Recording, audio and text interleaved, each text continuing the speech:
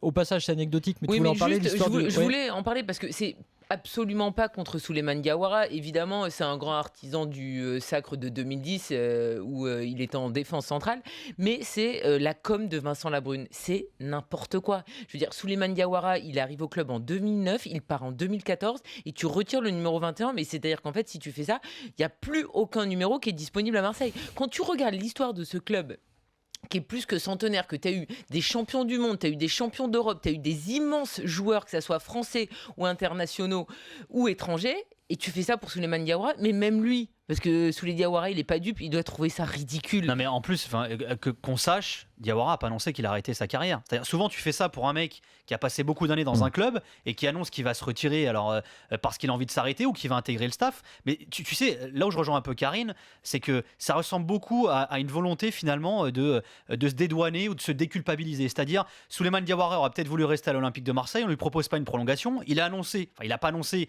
qu'il voulait arrêter sa carrière, mais quand même pour lui rendre hommage, on va décider que le numéro 21, qui au passage n'est pas le plus prisé non plus dans le monde du football, on le donnera plus jamais à personne. Alors, c'est un peu bizarre quand même. Non, c'est bizarre, mais c'est marrant aussi, je pense, dans la volonté. C'est un peu toujours des écrans de fumée, c'est de dire c'est une déculpabilisation. Ouais, puis aussi par rapport à l'histoire du club, alors oui, qu'à mon avis, c'est un mauvais. Non, mais je suis entièrement d'accord. Tu peux pas la galvauder. Je suis d'accord avec toi. toi. Il faut se souvenir que l'an dernier, pour les 20 ans du SAC de l'OM, ils ont fait des festivités minables. C'est-à-dire que Eric Dimeco, qui était donc formé au club et qui était champion d'Europe, a été prévenu une semaine avant qu'il y avait des festivités. Et c'était minable. Et là, ils te font un grand barnum pour Souley Diawara. Mais parfait que tu honores Souley et que tu lui fasses passer un clip comme ça a été le cas ce soir. Mais enlever le maillot, non, c'est too much. Non, mais c'est vrai ridicule. que ce que je veux dire, c'est qu'il y a une volonté d'honorer l'histoire du club et de se dire, regardez, même si on est là depuis pas très longtemps, on a le respect de l'histoire, sauf qu'on se trompe un peu effectivement dans les objectifs, effectivement par rapport à l'an dernier.